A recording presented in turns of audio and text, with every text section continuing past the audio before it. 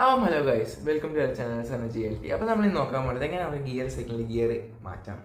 അപ്പം പല ആൾക്കാരും ഗിയർ സൈക്കിൾ വാങ്ങുന്നത് ഗിയർ മാറ്റാൻ അറിയാണ്ടാണ്.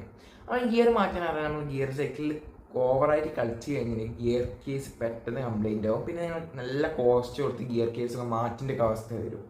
അപ്പോൾ നമ്മൾ ഇന്ന് എങ്ങനെ ഗിയർ സൈക്കിളിൽ ഗിയറൊക്കെ പെട്ടെന്ന് മാറ്റാം. അപ്പോൾ അതിനുവേണ്ടി ആദ്യം ഗിയർ സൈക്കിളൊന്ന് പരിചയപ്പെടാം. അപ്പം ഗിയർ സൈക്കിൾ എന്ന് വെച്ചാൽ പലവിധം ഗിയർ സൈക്കിൾസ് ഉണ്ട്. ഇപ്പം സിംഗിൾ ബാക്കിൽ മാത്രം ഗിയർ ഉള്ളതുണ്ട്. അപ്പോൾ നമ്മൾ അതിനെ പറ്റിയിട്ടല്ല പറയുന്നത്, നമ്മൾ ബാക്കിലും ഫ്രണ്ടിലും ഗിയർ ഉള്ളതിനെ പറ്റിയിട്ടാണ് പറയുന്നത്. അപ്പം ബാക്കിലും ഫ്രണ്ടിലും ഗിയർ ഉള്ള ഫ്രണ്ടിൽ 3 ബാക്കിൽ 7 ഉള്ള ഗിയറിനെ പറ്റിയാണ് പറയുന്നത്. അപ്പം മുന്നിൽ ഒന്ന് എന്ന ഗിയറിൽ ഇടുകയാണെങ്കിൽ ബാക്കിൽ 1, 2, 3 എന്ന ഗിയർ നമുക്ക് സുഖത്തിലിടാം. എല്ലാം നിങ്ങൾ ഫ്രണ്ടിൽ 2ലേക്കാണ് ഇടണമെങ്കിൽ 3, 4, 5 വരെ മാക്സിമം.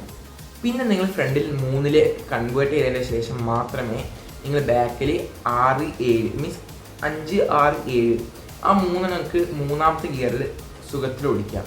പിന്നെ ഓടിക്കുന്ന റേഷ്യോ എന്ന് വെച്ചെങ്കിൽ 1ാമത്തെ ഗിയറിട്ട് പൊതുവെ ഓടിക്കുക.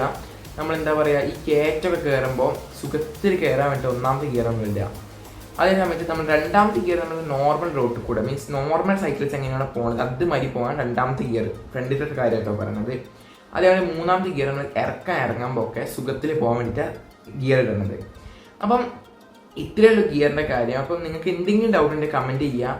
അപ്പം നമ്മുടെ വീഡിയോ ഇഷ്ടപ്പെട്ടിട്ടുണ്ടെങ്കിൽ ലൈക്ക് ചെയ്യുക, സബ്സ്ക്രൈബ് ചെയ്യുക. അപ്പം it's me Sanath signing out.